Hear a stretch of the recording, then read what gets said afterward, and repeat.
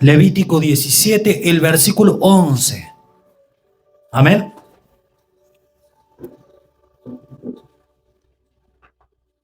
Hoy vamos a hablar de una función que tiene Dios para cada uno de nosotros. Algo que es Dios y que va a impactar tu vida, creo yo, como impactó la mía también. Amén.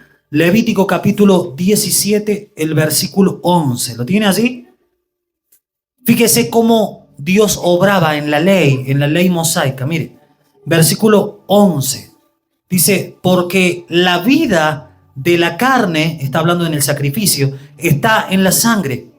Y yo los he dado sobre el altar para hacer expiación por vuestras almas, porque es la sangre, por razón de la vida, la que hace la expiación.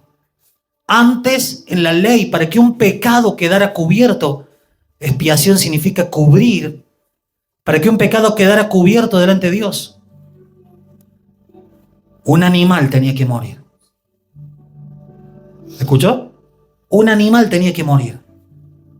Cada persona llevaba un corderito, un holocausto, y lo presentaba delante de Dios. ¿Está ahí? Lo presentaba. Cada vez que pecaba tenía que ir al tabernáculo o al templo, según la época que viviera, y tenía que llevar a un cordero o a un animal y sacrificarlo. Un inocente moría por el culpable. Un inocente moría por el culpable. En la ley mosaica era así. Y eso es un símbolo de lo que pasa en el nuevo pacto. Porque también en el nuevo pacto, Cristo, un inocente, muere por los pecadores. ¿Cuántos están ahí? Fíjese cómo la ley es el anticipo de lo que Cristo vino a hacer. En teología se llama tipo de algo o ejemplo de algo. Este sacrificio que vemos en Levítico capítulo 17 es un símbolo de lo que Jesús iba a hacer 2500 años después de la era de Moisés, cuando se escribió este libro de Levítico. 2500 años después iba a pasar esto. ¿Amén? Ahora, ¿qué vamos a ver hoy? Esta es la idea que hoy vamos a ver. El sustituto. El animal en la ley era el sustituto para que no muriera la persona que pecaba, sino que muriera el animal. Así funcionaba la ley. Mire lo que dice ahí Levítico, usted acompáñeme, pero ahora en el capítulo 1. Levítico capítulo 1. Amén. Si usted ve a alguien que no tiene Biblia, compártala en el nombre de Jesús. No la parta la Biblia, ¿no? Compártala, ¿no? Estar partiendo en medio.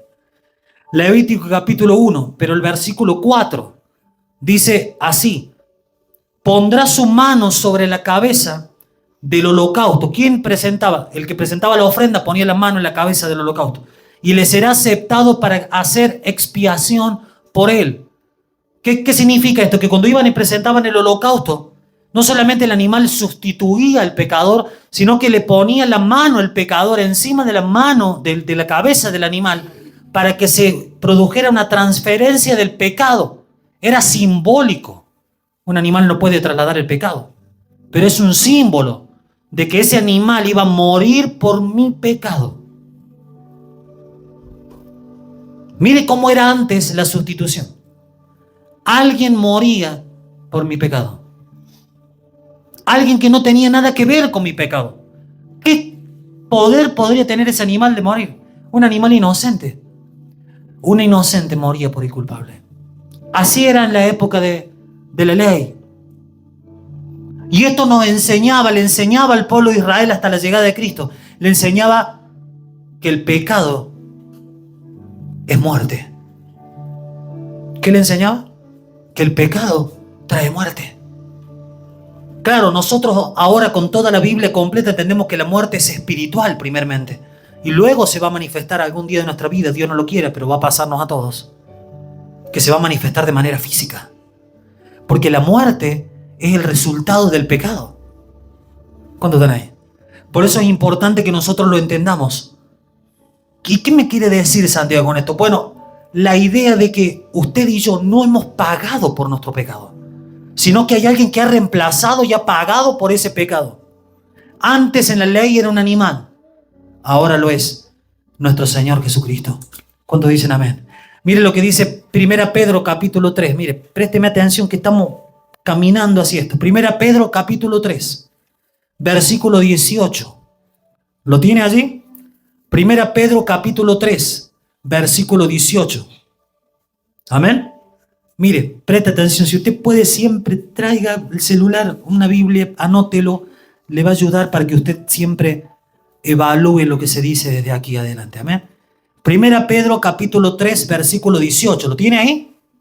¿Amén o no?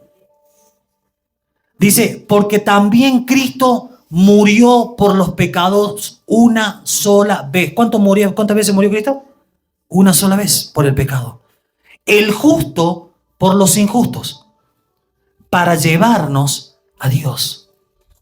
La única forma de que usted y yo nos podamos acercar a Dios como recién lo sentíamos, le cantábamos, le adorábamos, la única forma de que eso se produzca es que tiene que haber alguien, un sustituto que pagara por el pecado. Porque el pecado y Dios no se llevan, no pueden estar en el mismo lugar. Por eso lo primero que hacemos cuando venimos al culto, ¿qué hacemos? Orar. Y decirle, Señor, si hemos pecado de alguna manera, nos arrepentimos. Porque Dios y el pecado no conviven en el mismo lugar. ¿Cuántos están ahí? Y esa es una lección que nosotros tenemos que aprender. ¿De qué sirve esta doctrina? Bueno, de mucho. Fíjese lo que dice Hebreos capítulo 9. Acompáñame. Hebreos capítulo 9. Un libro maravilloso, algo complejo pero maravilloso. Hebreos capítulo 9.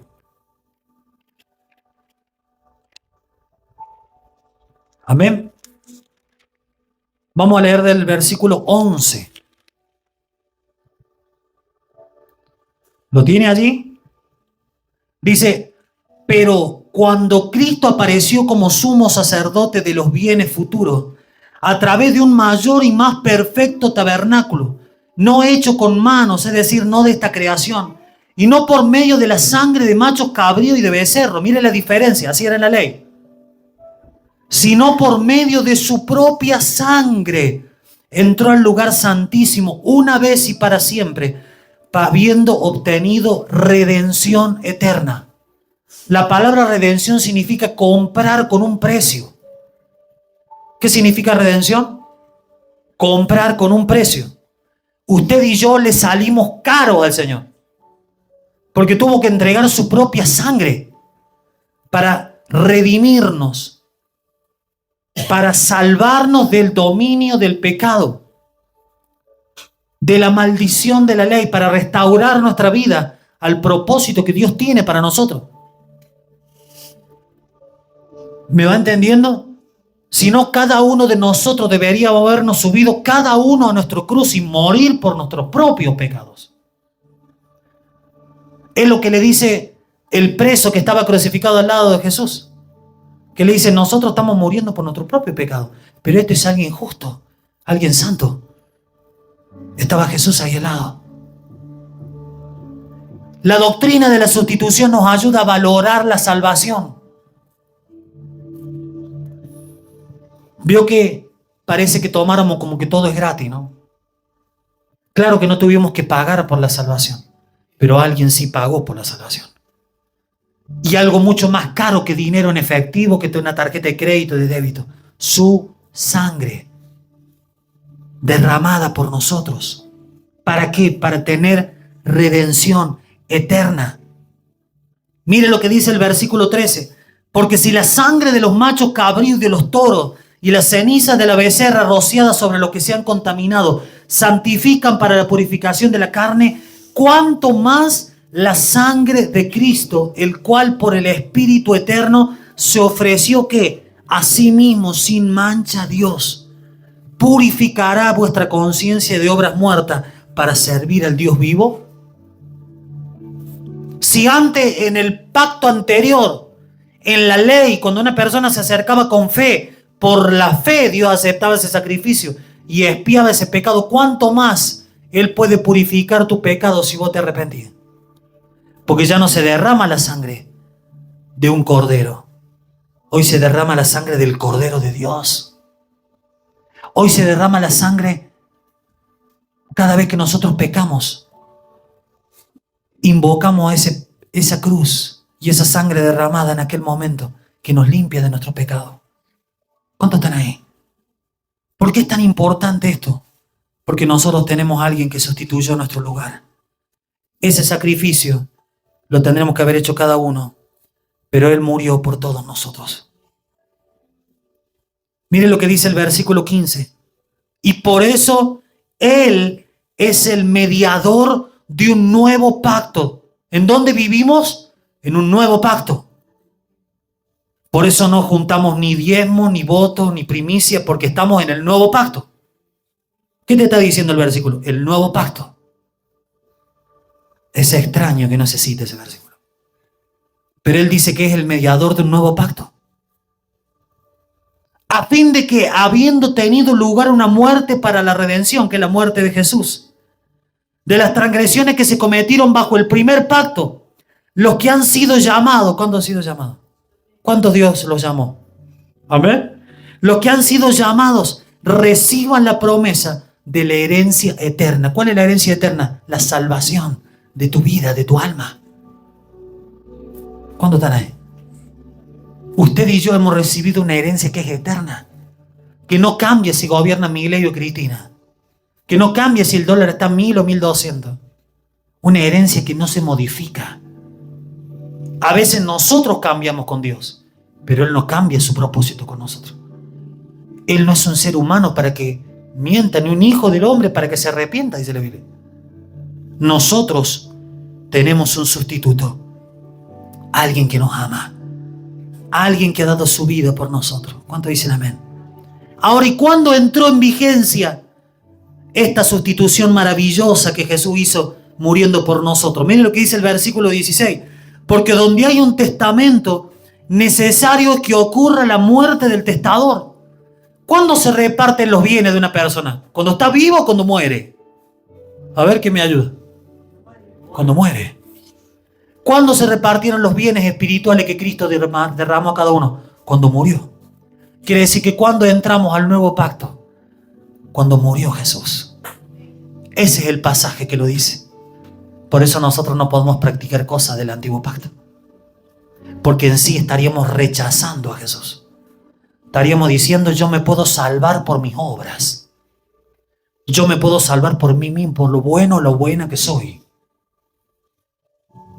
Esa era la ley. Ahora nosotros decimos, nos salvamos por gracia.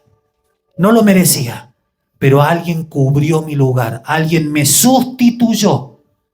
Alguien me reemplazó en la cruz. Tendría que haber estado yo y mi nombre puesto allá arriba.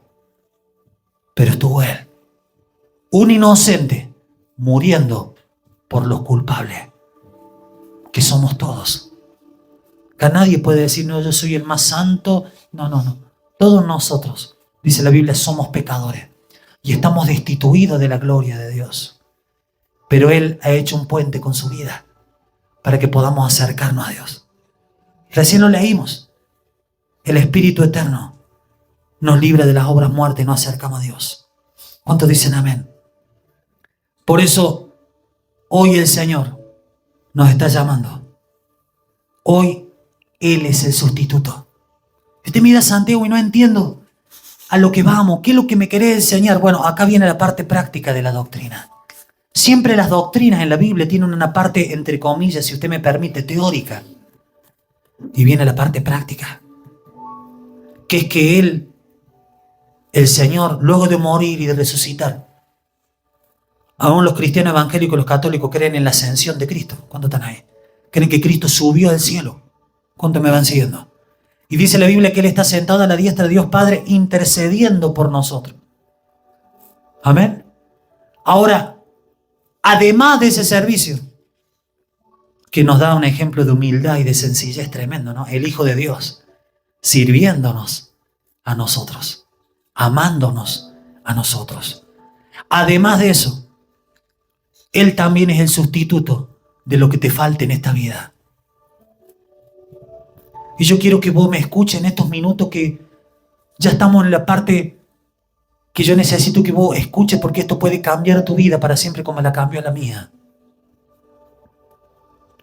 Él es aquel que va a cubrir lo que los otros no hicieron. Lo que quizás papá, mamá, un hermano, una pareja no te dio. Hoy quiero presentarte al sustituto, al que cubre los vacíos del alma,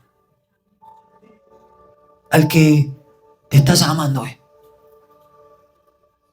Esta tarde cuando Dios me trajo esta palabra, me dijo, decirle que los estoy llamando. Que eso que vos pensás que es una maldición que te está pasando, que te está llamando. Como un padre. Por la buena primero. Pero cada circunstancia y cada prueba es la oportunidad de un llamado de Él. Vení conmigo. Hay un versículo maravilloso, yo te lo voy a leer. Yo te pido que vos lo pienses en tu corazón. El Salmo 27, versículo 10 dice: aunque mi padre y mi madre me dejen, yo con todo te recogeré. Hace muchos años atrás, hoy tengo el gozo de que tenga a mi mamá congregándome conmigo. Se sentó en mi cama, yo tenía como 10 años, 1993 aproximadamente. Yo iba al colegio y la mayoría de mis compañeritos tenían un papá. Alguien que iba, que los llevaba, que los traía, aunque sea en la bici o caminando. Alguien que les ayudaba a hacer la tarea. Y yo le preguntaba a mi mamá, y yo era seca coco, y le preguntaba todos los días, ¿mi papá dónde está? Y mi mamá se le ataban los cordones, hasta que llegó un momento que se sentó en mi cama, no me lo olvido más ese momento. Y me dijo, vos tenés un solo padre, que es Dios. Y abrió la Biblia y me leyó este pasaje. Aunque tu padre y tu madre te dejen, yo con todo te alzaré. Aunque todos se vayan, Él es el sustituto. Y una vez me acuerdo que cuando fui al seminario, el hermano que enseñaba citó este versículo. Le digo, ¿cómo me lo puede explicar, hermano? Porque no lo entiendo, porque soy burro. ¿Me lo puede explicar? Y él me dijo, es como que Dios se pone un traje. Se pone el traje del papá que no tenés, de la mamá que no está, de la abuela, del abuelo, y se vuelve lo que vos necesitas. Y ese es un servicio que el Hijo del Hombre, que el Dios sobrenatural hace por nosotros. Sabiendo que tenemos una conciencia limitada, que tenemos una mentalidad limitada, Él en su soberanía te promete, aunque tu padre y tu madre te dejen, a veces no es solamente a través de la muerte, a veces por la irresponsabilidad, a veces por la falta de madurez, esas figuras no están en tu vida. Pero Él te dice, yo me voy a volver ese padre, esa madre. Yo voy a llenar el vacío del alma de lo que ellos no hicieron. A veces están presentes, pero es como si no los tuvieran. Quédate tranquilo. Si es así, ese salmo también es para vos. Él va a cubrir ese vacío que ellos no saben cubrir. Porque Él será el Padre perfecto, la Madre perfecta, en esta vida y en la otra también. Él, aunque todos te dejen, la palabra alzar en el hebreo significa contener, abrazar. Incluso viene de un término que da la sensación de alguien que está como recogiendo una semilla. Y esto da el sentido de que cuando Dios te recogió a vos, cuando Él te trae esta palabra es para que vos des fruto. Para que así como yo también, un abandonado por su padre, vos puedas ministrar a otro con esa necesidad. Que tu vacío sirva para llenar el vacío de los otros. ¿O para qué te crees que estaba ese trauma? ¿O para qué te crees que estaba ese dolor en tu alma? Si no era para volverlo bendición a otros, para restaurar lo que se había perdido. Cuando Dios me dijo, Santiago, tenemos que abrir una iglesia, yo le dije, abrila vos. Conmigo no contes. Me sentía dolorido, me sentía estafado por lo que había vivido, me sentía mal. Que lo haga otro. Y ahí me vino una palabra que se lo compartí a los hermanos del discipulado el jueves, cuando él me dijo, a mí me va a decir que no. Y ahí viene ese pensamiento de que Él ha sido un padre para mí. que a Él estado cuando todos se fueron. Cuando se fueron los que te palmeaban la espalda, los que te pedían cosas prestadas, cuando se fueron aquellos que te llevaban en anda y quedaste solo, cuando te tocaste la billetera y lo único que había era simplemente el cuero de la billetera, no había nada. Cuando todos se fueron, el único que queda es Él. Por eso yo te pido en el nombre de Jesús que tu fe esté en este principio. Aunque tu padre y tu madre te dejen, Él va a ser el sustituto para tu alma. Entregate esta verdad, por favor. A mí me salvó de apartarme, de destruir mi vida. Y tuve las oportunidades para destruirla. No te alejes. Él está acá. Pero no solamente es un padre y una madre. 2 Corintios 6:18 dice: yo te seré para ti como un padre, y tú me serás a mí como un hijo. Una promesa maravillosa. Te está invitando a que seas su hijo, a que te sientas su hijo. Yo sé que nos saludamos hermano, hermana, y es una costumbre religiosa a veces, pero ¿te sentís un hijo de verdad? ¿Te sentís una hija de Dios? ¿O me siento un evangelista, como dice la gente? ¿O un evangélico, un religioso? Vos sos un hijo, una hija de Dios. Yo sé que a veces la realidad que vivís parece que no expresar esa realidad. Es que la Biblia te lo dice, somos extranjeros y peregrinos en la tierra, hermano. Nuestra tierra prometida está por venir. Aquí hay dolor, hay aflicción, hay engaño, hay mentiras, hay malos pastores, hay malos maestros.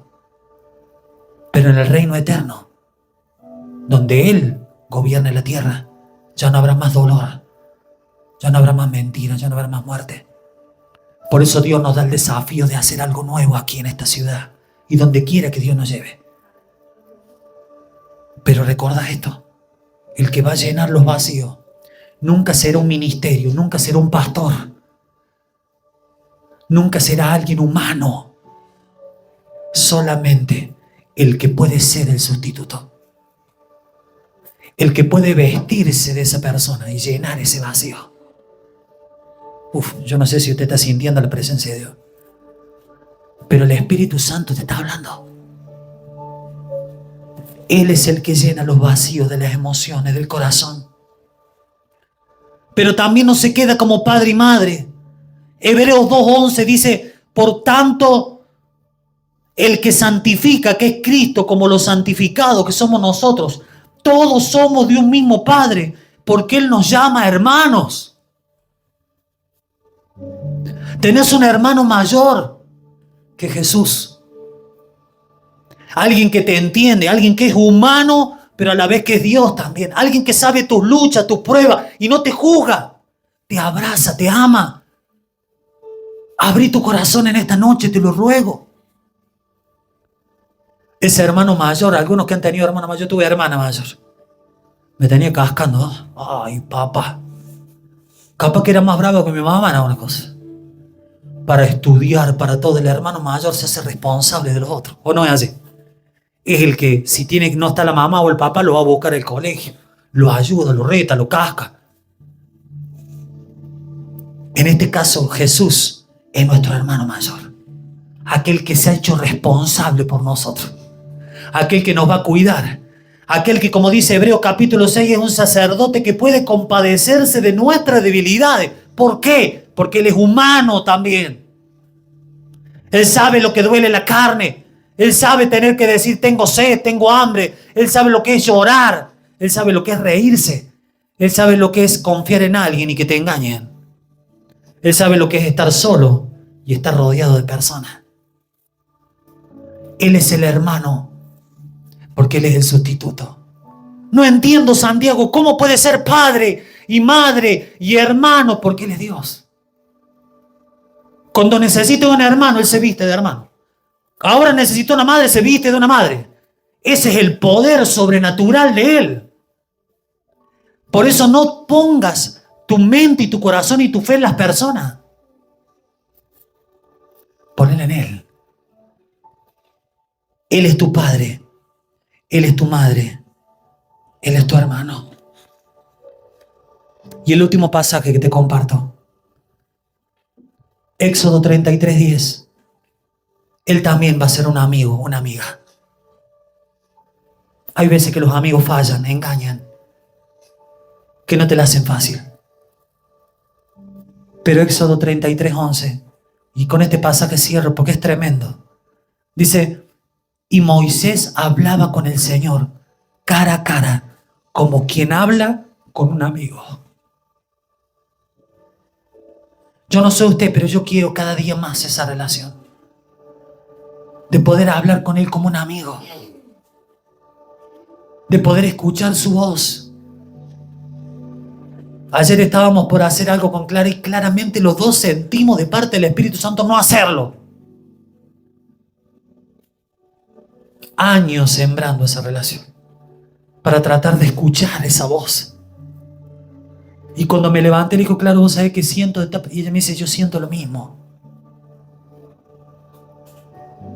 Dios nos libró de tomar una mala decisión. Usted y yo estamos hechos para ser amigos. La Biblia dice que Abraham fue considerado amigo de Dios. Él hablaba con Dios, charlaba, hasta le discutía cosas, se enojaba. Un amigo.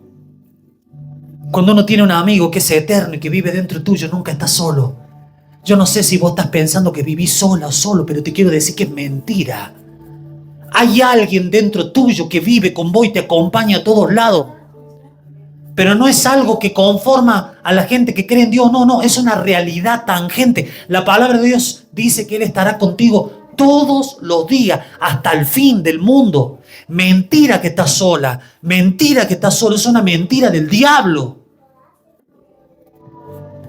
Él vive dentro tuyo. Alrededor tuyo. Y encima tuyo. Hechos capítulo 26 dice eso. Él está con vos. ¿Te sentís vacío? ¿Te sentís solo? ¿Sentís que la gente no llena tu corazón, tu mente? ¿Te sentís defraudado? Quédate tranquilo. Tanto para salvar nuestra alma como para ministrarnos en esta vida. Hay un sustituto. Hay alguien que si dio su vida por vos, ¿cómo no te va a dar todas las demás cosas? Quédate tranquilo, quédate tranquila. Hoy el sustituto está acá. Y no soy yo, ni nadie humano. Es Jesucristo. Y Él está ahí. Mire, yo siento en mi espíritu que Él va a hacer algo. Y está haciendo algo. Porque usted es la semilla que Dios está plantando para restaurar lo que se había perdido en Oliva, para salvar lo que se había perdido en un cativo, en Pampayasta. Usted es la semilla. Por eso tanto ataque, por eso tanto negativo en tu vida, por eso tantos reveses, porque te tiene miedo, porque el enemigo te tiene miedo. Aunque parezca el diablo como alguien gigante, la cultura lo ha hecho gigante, es un cobarde. Te tiene miedo. Pero no por lo que vos sos humanamente, sino por lo que sos para Dios. Ha sido sembrado el evangelio en tu vida. Tenés el mensaje más poderoso del mundo que puede cambiar la realidad de las personas. Hoy el Señor te está llamando. Hoy me decía, hoy decirle que yo lo estoy llamando. Vas a poder decirle que no es. Vas a poder decirle que no. Él te está llamando a una relación íntima. Él quiere sustituir todos los vacíos que te ha dejado la gente. Lo que otros no hicieron, Él lo va a llenar. Y yo te lo puedo decir. Que Él llena esos vacíos. Que Él transforma el silencio en gozo. Que Él cambia los dolores y los usa para bendecir a otros.